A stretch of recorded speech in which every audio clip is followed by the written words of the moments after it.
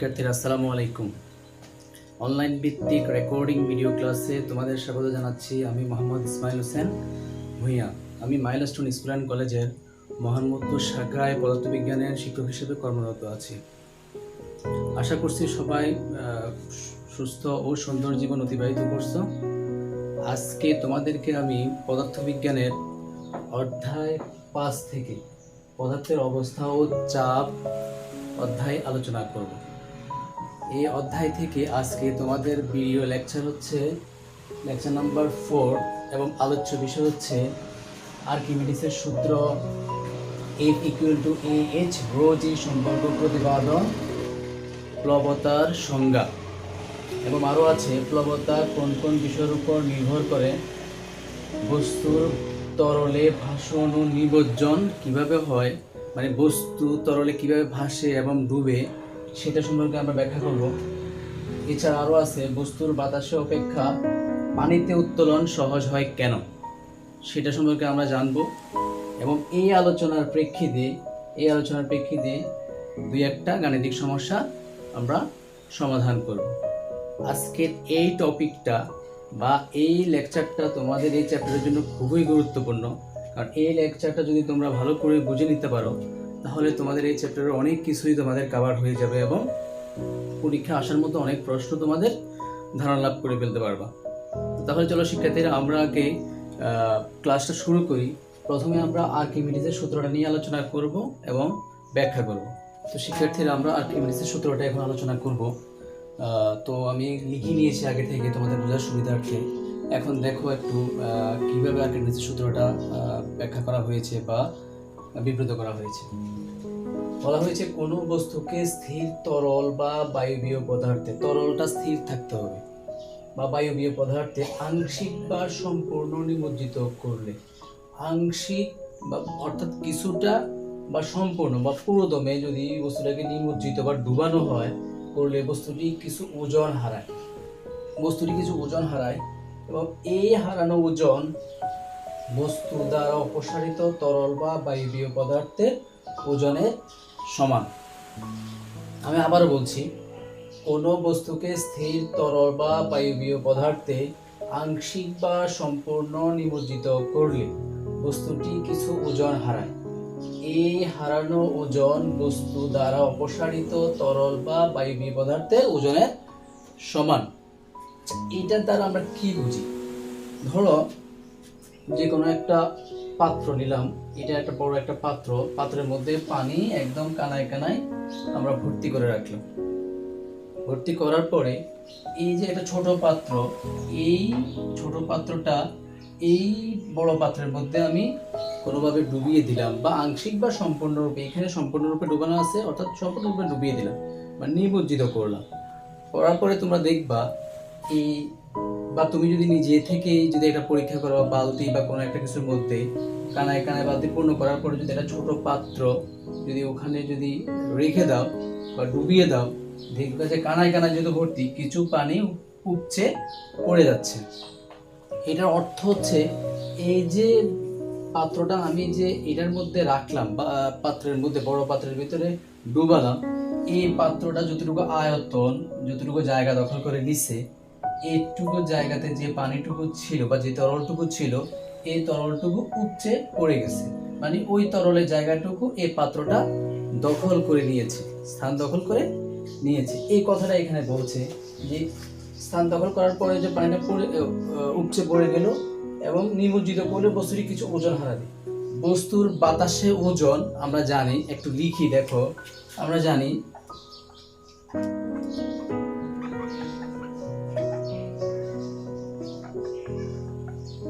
বস্তুর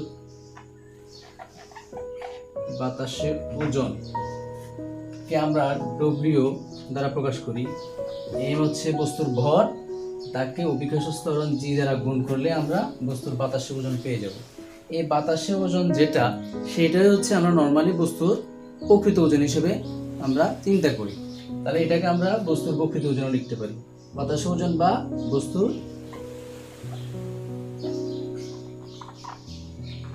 প্রকৃত ওজন। তাহলে আমরা বুঝলাম বস্তুর বাতাসে ওজন হচ্ছে W = mg এটাকে আমরা প্রকৃত ওজন হিসেবেও চিন্তা করতে পারি। তাহলে বস্তুটা বাতাসে ওজন ছিল যা, তার থেকে বলছে কিছু ওজন হারায় ফেলবে। প্রকৃত ওজন যতটুক ছিল ততটুক থেকে যখন পাত্রের মধ্যে ডুবানো হবে তার কিছু ওজন সে হারিয়ে ফেলবে বা কিছু ওজন সেখান থেকে চলে যাবে। এই হারানো ওজন, এই যেটুকু ওজন হারাবে, এই হারানো ওজন বস্তু দ্বারা অপসারিত তরল, এই বস্তুটা যতটুকু তরলকে ফেলে দিল বা অপসারণ করলো বা যেটা উপসে পড়ে গেল, এই তরল বা বায়বীয় পদার্থের ওজনের সমান। আমরা যেহেতু তরল দিয়ে কথা বলতেছি, তরল চিন্তা করতেছি, সেহেতু বায়বীয় পদার্থকে আমরা ইগনোর করতেছি, বায়বীয় পদার্থ যেহেতু ধরে নিই। এই তরল, অপসারিত তরলের ওজনের সমান। মানে বুঝলাম যেটুকু এটা ডুবানোর পরে এই বস্তুটা যতটুকু ওজন হারাবে, কতটুকু ওজন হারাবে? যতটুকু পানিকে অপসারণ করছে, যতটুকু তরলকে অপসারণ করছে ততটুকু ওজন হারাবে। এখন এটাকে আমরা অন্যভাবে বলতে পারি, অর্থাৎ কোনো বস্তুকে তরলে নিমজ্জিত করলে সেটি যে পরিমাণ তরল অপসারণ করে, যতটুকু তরলকে অপসারণ করে ফেললো, অপসারণ করে সেইটুকু তরলের সমান ওজন বস্তুটির ওজন থেকে কমে যাবে। তাহলে ওইটুকু তরলের যতটুকু ওজন ছিল ততটুকু ওজন এই বস্তু থেকে বা এই পাত্র থেকে হারিয়ে যাবে।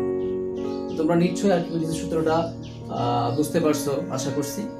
তো এরপরে আমরা F equal to AH rho g সম্পর্ক প্রতিপাদন করব। F হচ্ছে আমরা নরমালি জানি ফোর্স বা বল, AH এ হচ্ছে ক্ষেত্রফল, H হচ্ছে কোনো পাত্রের বা কোনো বস্তুর উচ্চতা, রো হচ্ছে তরলের ঘনত্ব, তরলের ঘনত্ব বোঝাচ্ছে এখানে, আর জি হচ্ছে অভিকর্ষজ ত্বরণ। তো এই সম্পর্কটা আমরা কিভাবে প্রতিপাদন করব আমরা এখন সেটা ব্যাখ্যা করব। শিক্ষার্থীরা, তাহলে আমরা এখন F equal to AH rho g সম্পর্কটা আমরা প্রতিপাদন করব। এই সম্পর্কটা প্রতিপাদন করার আগে আমাদের কিছু জিনিসকে আমাদেরকে ধরে নিতে হবে, কিছু জিনিসকে আমাদের ধারণা লাভ করতে হবে। এই চিত্র দিয়েই আমরা এই সম্পর্কটাকে প্রতিপাদন করার চেষ্টা করব। ধরো এই যে এই পাত্রের মধ্যে যে বস্তুটাকে নিমজ্জিত করা আছে, এই বস্তুর নিচের পৃষ্ঠ থেকে একদম পাত্রের উপরের পৃষ্ঠ পর্যন্ত এই গভীরতাটাকে আমরা H2 ধরে নিলাম। দেখো খেয়াল করে আবার বলছি, এই পাত্রের মধ্যে যে বস্তুটাকে নিমজ্জিত করা আছে, এই নিমজ্জিত বস্তুর নিচের পৃষ্ঠ থেকে একদম পাত্রের বড় পাত্রের উপরের পৃষ্ঠ পর্যন্ত এই গভীরতাকে আমরা H2 ধরে নিলাম। এবং এই পাত্রের উপরের পৃষ্ঠ থেকে ছোট পাত্রের উপরের পৃষ্ঠ থেকে এই বড় পাত্রের উপরের পৃষ্ঠ পর্যন্ত এই দূরত্বটাকে আমরা H1 ধরে নিলাম। তাহলে আমরা একটু খেয়াল করো, এই H2 থেকে যদি H1 টুকু বাদ দিই তাহলে এইটুকু দূরত্ব থাকবে, এটা হচ্ছে মূলত ওই বস্তুর গভীরতা বা উচ্চতা। তাহলে সেটাকে আমরা H ধরে নেব। তাহলে আমরা এটা লিখি, ধরি বস্তুর নিচের পৃষ্ঠ থেকে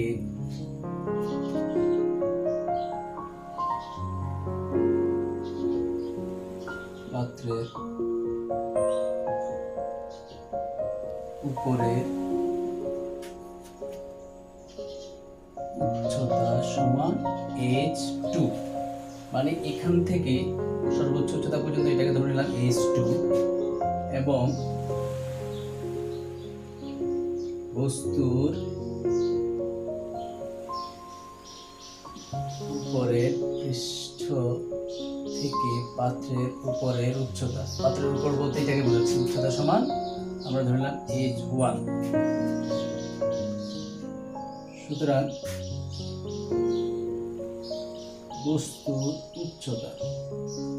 বস্তুটির উচ্চতা কত হবে? তাহলে H2 এই সর্বোচ্চ উচ্চতা থেকে উপরের পর্যন্ত উচ্চতা থেকে আমরা পাত্রের উপর থেকে বস্তুর উপর পৃষ্ঠ থেকে পাত্রের উচ্চতা পর্যন্ত দূরত্বটাকে যদি আমরা বিয়োগ দিয়ে দিই তাহলে আমরা পাচ্ছি কত? H।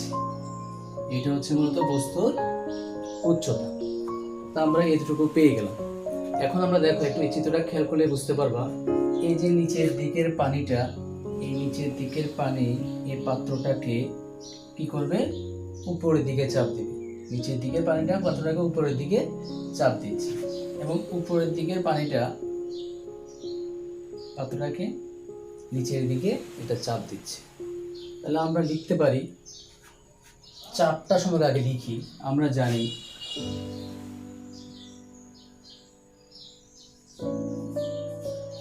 চাপ P equal to H rho g. এটা আমরা আগের লেকচার থেকে চাপ কাকে বলে আর P equal to H rho g কীভাবে আসলো সেটা আমরা নিশ্চয়ই জেনেছি। এখন এখান থেকে P কে আমরা প্রেসার বা চাপ কল্পনা করতেছি, H কে আমরা উচ্চতা, রোটাকে আমরা তরলের ঘনত্ব, আর জিটাকে আমরা অভিকর্ষ ত্বরণ ধরে নিই। এখন আমরা জানি চাপ P equal to H rho g. এখন দেখো উপরের পৃষ্ঠে যদি এই যে এই একটা চাপ প্রয়োগ করতেছে, এটাকে যদি আমি P1 চিন্তা করি, দেখো উপরের পৃষ্ঠে নিচের দিকে চাপ, কারণ উপরের পৃষ্ঠে নিচের দিকে চাপ দিচ্ছি, তাহলে এটাকে P1 যদি চিন্তা করি, তাহলে এই হাইটটুকু কত H1, তাহলে H1 রো জি, এটা একটা। এবং দেখো নিচের পৃষ্ঠে কি উপরের দিকে চাপ দিচ্ছে, আমি লিখতে পারি নিচের পৃষ্ঠে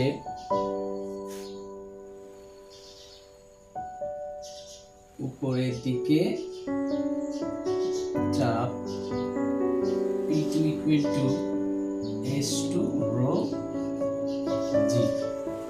এখন দেখো একটা জিনিস একটু মনোযোগ দিয়ে চিন্তা করো, এই উপরের পৃষ্ঠ থেকে নিচের দিকে চাপ দিচ্ছে, নিচের পৃষ্ঠ থেকে উপরের দিকে চাপ দিচ্ছে, নিচের তলটা উপরের দিকে চাপ দিচ্ছে আর উপরের তলটা নিচের দিকে চাপ দিচ্ছে। তোমাদের চিন্তা করো উচিত যে উপর নিচে আমি চিন্তা করলাম, তাহলে এই পাশ ও পাশ আর ওই পাশ এই পাশ, চার পাশের যে চাপটা ওটা কোথায় গেল?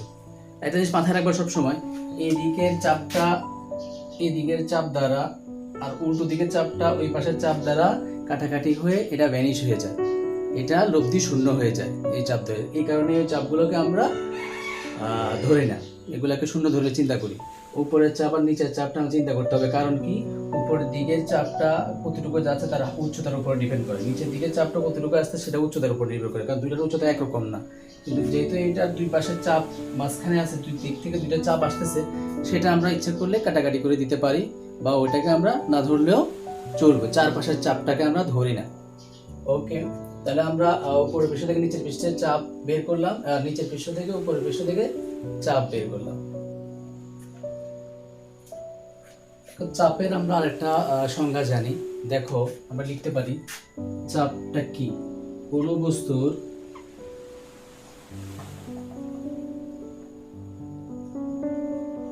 একক ক্ষেত্রফলের উপর প্রযুক্ত বলকে চাপ বলে। অর্থাৎ একক ক্ষেত্রের উপর প্রযুক্ত বলকে চাপ বলে, P equal to F/A। একক ক্ষেত্রের উপর প্রযুক্ত বল মানে ফোর্স পার ইউনিট এরিয়া, মানে প্রতি একক ক্ষেত্রফলের উপর কতটুকু বল প্রয়োগ করতেছো সেটাকে আমরা বলবো চাপ। তাহলে সুতরাং আমরা F equal to P into A এটা লিখতে পারি। তাহলে উপরের পৃষ্ঠে নিচের দিকে কতটুকু বল প্রয়োগ করতেছে সেটা আমরা বের করতে পারবো, এবং নিচের পৃষ্ঠ থেকে উপরে দিয়ে কতটুকু বল প্রয়োগ করতেছে সেটাও আমরা বের করতে পারবো। তাহলে আমরা লিখি এখন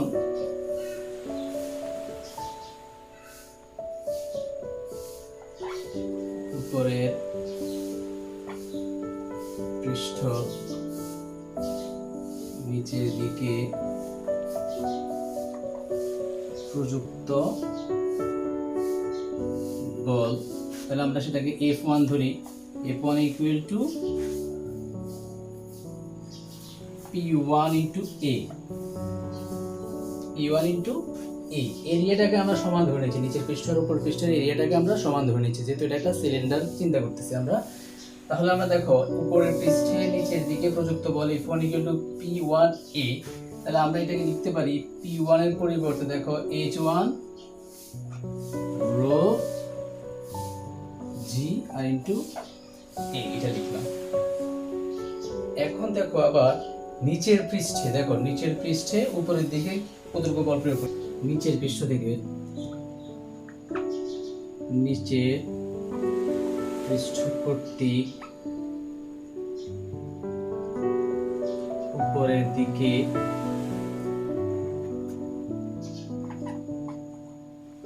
প্রযুক্ত বল। তাহলে নিচের দিক থেকে উপরের দিকে যদি প্রযুক্ত বল দিই, সেটাকে আমরা কি দেব? F2 ইকুয়াল টু কি করব আমরা? P2A। এই P2 এর মানটা হচ্ছে দেখো H2 রো জি। তাহলে H2 রো জি, আর এটা আমরা বসায় ফেললাম।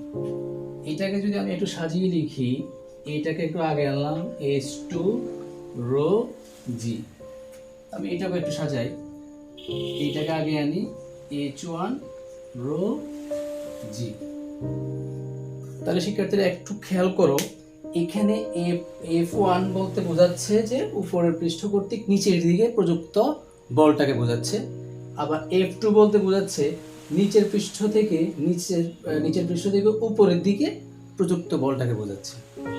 নিচের পৃষ্ঠ থেকে উপরের দিকে প্রযুক্ত বলটাকে বোঝাচ্ছে। এখন একটু চিন্তা করো, F2 আর F1 এর মধ্যে কোন বলটা বেশি প্রযুক্ত হচ্ছে, কোনটা বড়? একটু চিন্তা করে দেখো, F2 বলটা শুধু H2 হাইটের উপরে প্রযুক্ত হচ্ছে, টোটাল H2 হাইটের উপরে প্রযুক্ত হচ্ছে, আর F1 বলটা টোটাল H1 হাইটের উপর থেকে উচ্চতা থেকে প্রযুক্ত হচ্ছে। যেহেতু তুমি আপাত দৃষ্টিতে বুঝতে পারতেছো H2 এর উচ্চতাটা একটু বেশি, যেহেতু একদম পাত্রের নিচের পৃষ্ঠ থেকে উপরের দিকে কাজ করতেছে, আর এটা হচ্ছে জাস্ট পাত্রের উপর থেকে পাত্রের উপরের পৃষ্ঠ পর্যন্ত, বড় পাত্রের উপর পৃষ্ঠ থেকে জাস্ট ছোট পাত্রের উপর পৃষ্ঠ পর্যন্ত একটু হাইটের জন্য কাজ করতেছে। সেই ক্ষেত্রে আমরা ধরতেই পারি F2 বলটা বেশি আর F1 বলটা ছোট, F2 বলটা বড়। তাহলে আমরা একটু উপরে মুছে নিই।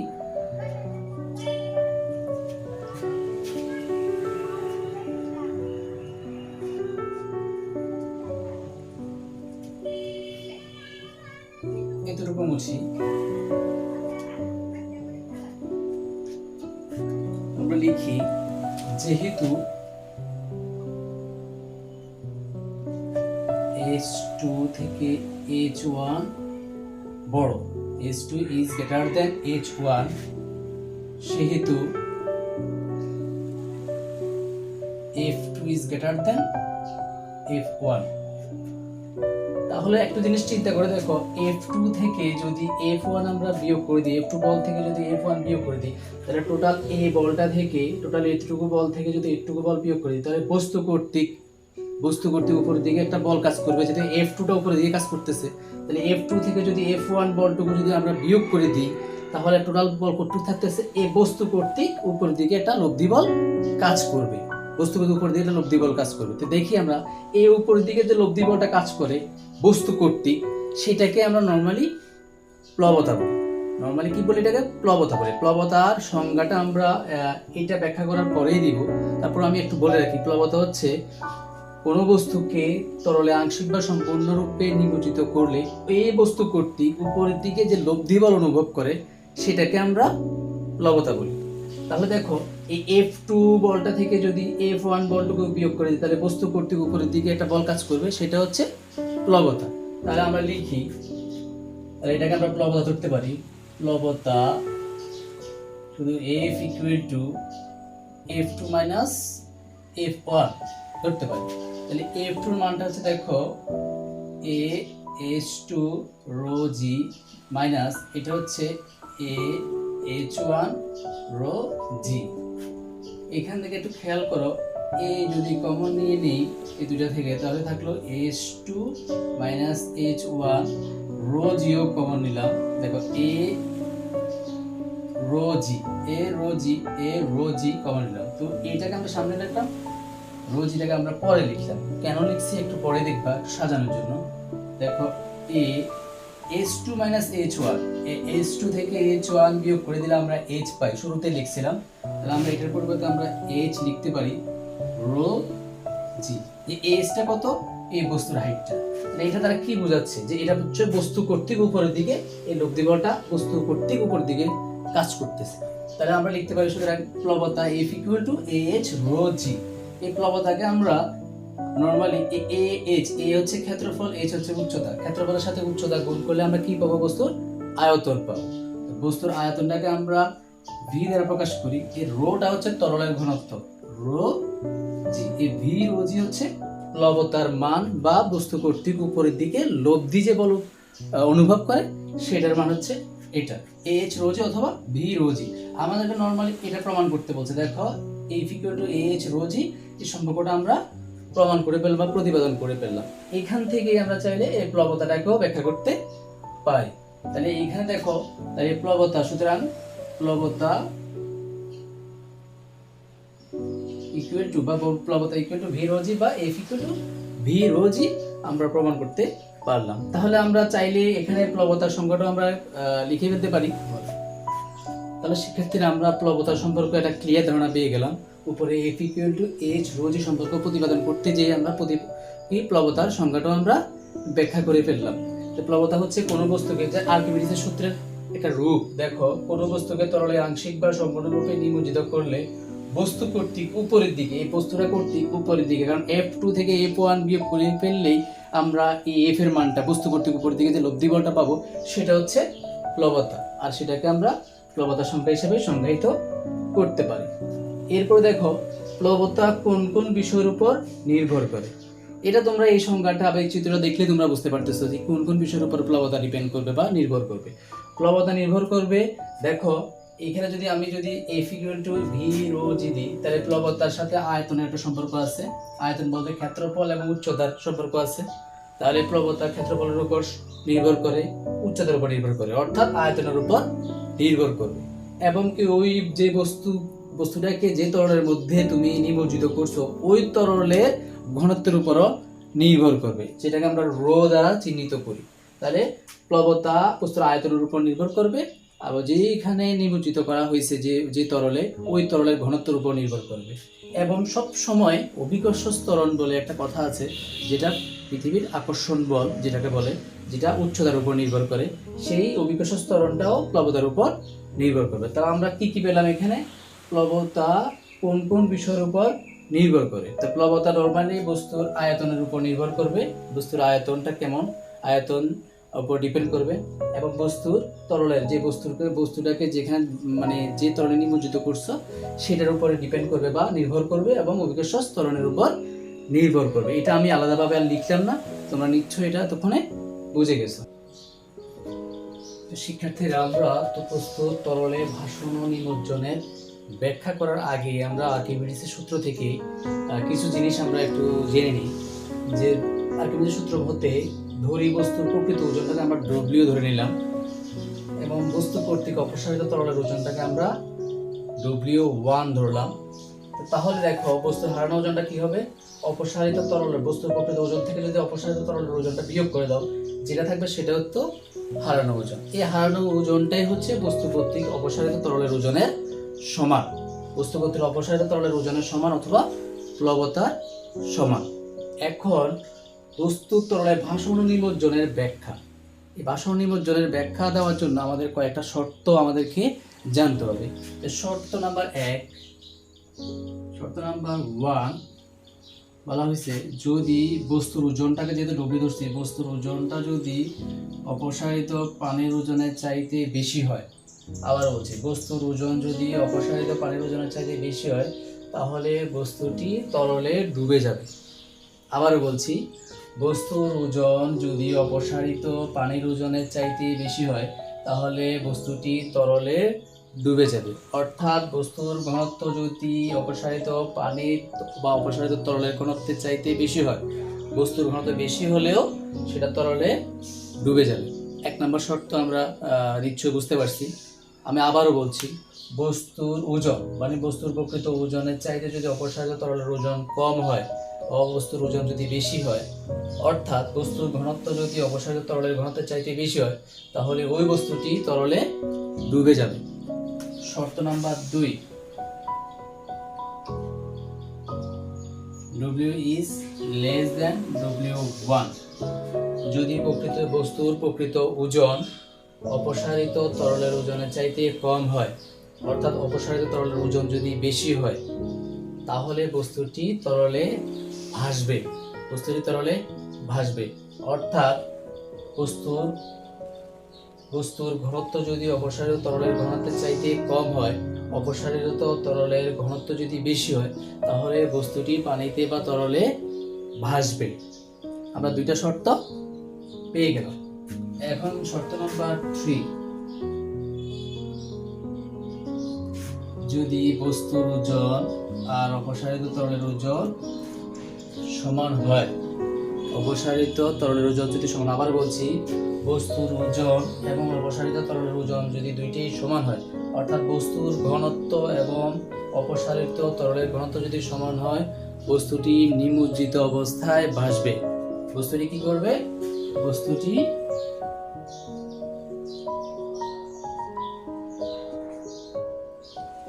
নিমজ্জিত অবস্থায়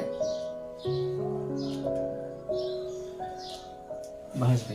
এই কথার অর্থ তোমাদেরকে বুঝতে হবে। নিমজ্জিত অবস্থায় ভাষার অর্থটা কি?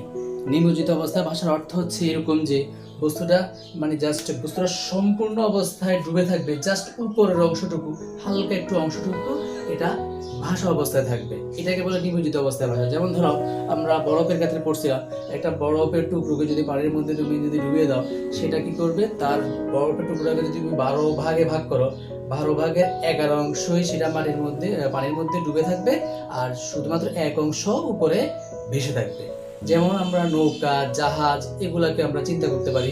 নৌকা, জাহাজ এগুলো দেখবে যে সম্পূর্ণ অংশ, তলার ম্যাক্সিমাম অংশই পানির মধ্যে ভেসে থাকে, জাস্ট একটু ডুবে থাকে, শুধু একটু উপরের একটুকু অংশ, মানে 12 ভাগের 1 ভাগে ধরতে পারো, একটুকু অংশ ভেসে থাকে।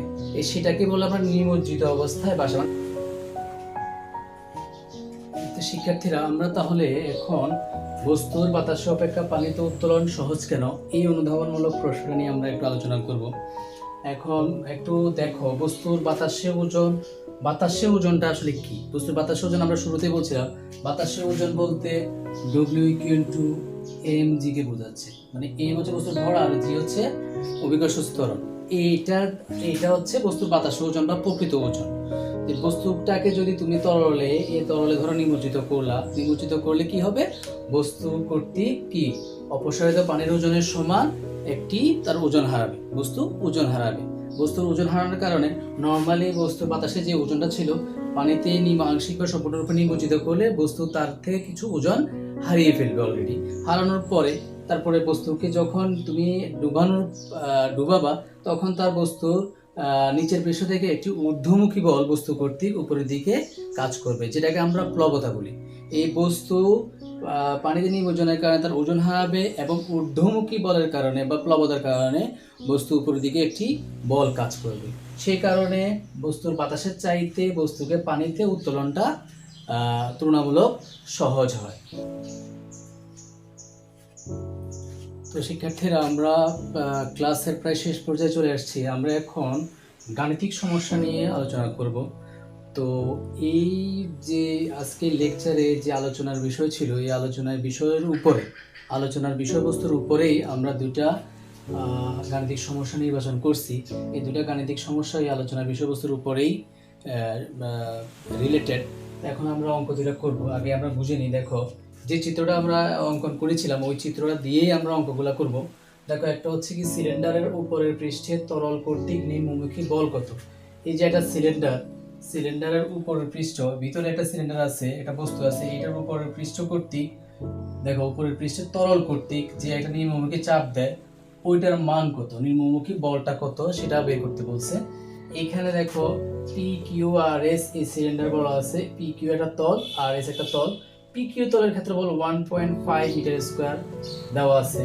এবং যে তরলের মধ্যে বস্তুটাকে ডুবানো আছে, সেই তরলের ঘনত্ব দেওয়া আছে ρ=1000 kg/m³। নরমালি পানির ঘনত্বকে বোঝানো হচ্ছে। আর অভিকর্ষ ত্বরণ G এর মান আমরা সবসময় জানি 9.8 মিটার/সেকেন্ড স্কয়ার, সেটা দেওয়া আছে। এখন দেখো, এখানে S2 তরলের নিচের পৃষ্ঠ থেকে উপর পর্যন্ত সম্পূর্ণ উচ্চতাটাকে S2=1.5 মিটার দেওয়া আছে। আর বস্তুর উচ্চতা H এর মান দেওয়া আছে 1 মিটার, কিন্তু H1 এর মান দেওয়া নাই। এখন তোমাকে শুরুতে বলছে সিলিন্ডারের উপরের পৃষ্ঠে তরল কর্তৃক নিম্নমুখী বল কত। নিম্নমুখী বলটাকে আমরা যেহেতু এইটুকু উচ্চতা থেকে নিচের দিকে কি বলটা সেটা বের করতে বলছে। তাহলে আমাদেরকে আগে H1 এর মানটা লাগবে। তো H1 এর মান বের করতে হলে আমাদের কি করতে হবে, H2 থেকে H এর মানটা বিয়োগ করতে হবে। তাহলে এখন 1 নাম্বারটা সমাধান করব আমরা। সমাধান 1, মানে 1 নাম্বারটা সমাধান করতেছি। দেখো তাহলে আমরা এখানে উপরের পৃষ্ঠের height H1 equal to H2 minus H equal to কি হবে, H2 এর মান হচ্ছে 1.5 আর H এর মান হচ্ছে 1 মিটার, সমান সমান কত থাকে, H 1.5 থেকে 1 বিয়োগ করলে 0.5 মিটার থাকে H1 এর মান। বলছে সিলিন্ডারের উপরের পৃষ্ঠে তরল কর্তৃক নিম্নমুখী বল। নিম্নমুখী বলটাকে আমরা যদি F দ্বারা প্রকাশ করি, F equal to A into H1 rho g. A into এটা সূত্র থেকে আমরা পাইছি H রো জি, আমরা বলের সূত্র পাইছিলাম। কিন্তু এখানে যেহেতু উপরের পৃষ্ঠ থেকে বল প্রয়োগ করা হচ্ছে নিচের দিকে, তাহলে এটার উপরের পৃষ্ঠের উচ্চতা হচ্ছে H1, এই কারণে আমরা H এর পরিবর্তে H1 দিলাম। এখন এর মান দেওয়া আছে কত, PQ তলের ক্ষেত্রফল 1.5, মানে এ দ্বারা এরিয়া বা ক্ষেত্রফলকে বোঝাচ্ছে। তাহলে 1.5 দিলাম ইনটু H1 এর মান আমরা বের করছি 0.5 দিলাম ইনটু রো এর মান হচ্ছে আমরা জানি পানির ঘনত্ব 1000 আর জি এর মান হচ্ছে 9.8। দেখো কত আসে, দেখো 1.5 ইনটু 0.5 ইনটু 1000 ইনটু 9.8, দেখো 7350, আর বলের এককে আমরা নিউটন দ্বারা প্রকাশ করি। বলের একক হচ্ছে নিউটন। তাহলে দেখো শিক্ষার্থীরা, আমরা একটা অঙ্ক অলরেডি আমরা সমাধান করে ফেলছি। তো শিক্ষার্থীরা দেখো, আমরা 2 নম্বর অঙ্কটা যখন করব বস্তুর উপর ক্রিয়াশীল প্লবতার মান, তাহলে দেখো বস্তুর উপর ক্রিয়াশীল প্লবতার মান ইকুয়াল টু বস্তু কর্তৃক প্রসারিত পানির ওজন। প্লবতার মান যা, পানির ওজনটা তা, সেটাকে আমরা কিভাবে বের করব, ভি রো জি। এই রোটা হচ্ছে রো রবিও ধরতে পারি, কিন্তু পানির ঘনত্বকে ধরতে পারি। এখন আমরা এখানে ভি এর মান কি জানি, যেহেতু ভি এর মান জানি না, আমরা ভিটাকে লিখতে পারি এ এইচ। এ মানে হচ্ছে এই বস্তুর ক্ষেত্রফল আর এইচ হচ্ছে বস্তুর উচ্চতা। তাহলে দুটো মিলে আমরা কি বের করব, বস্তুর আয়তন, রো ডব্লিউ জি। এখন এর মান হচ্ছে 1.5 ইনটু এইচ এর মান হচ্ছে 1, রো হচ্ছে 1000, জি এর মান হচ্ছে 9.8, সমান সমান কত আসে, দেখো ক্যালকুলেটর ইউজ করি। দেখো 1.5 ইনটু 1 দিলে যা একই, তাহলে 1000,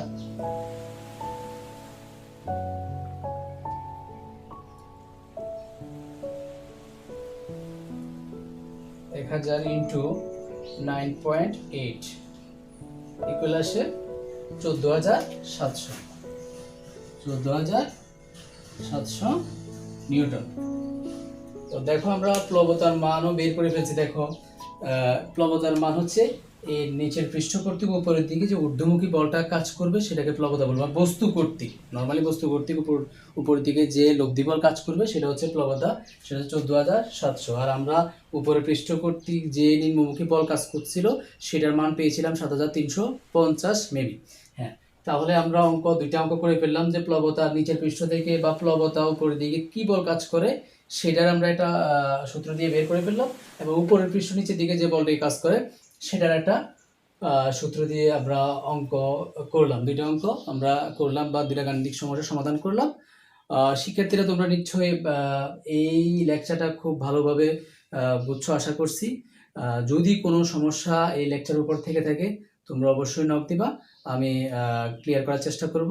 তো তো সবাই ভালো থাকবা, সুস্থ থাকবা, স্বাস্থ্যবিধি মেনে বাসায় অবস্থান করবে। তো সবাই ভালো থাকবা। আল্লাহ হাফেজ।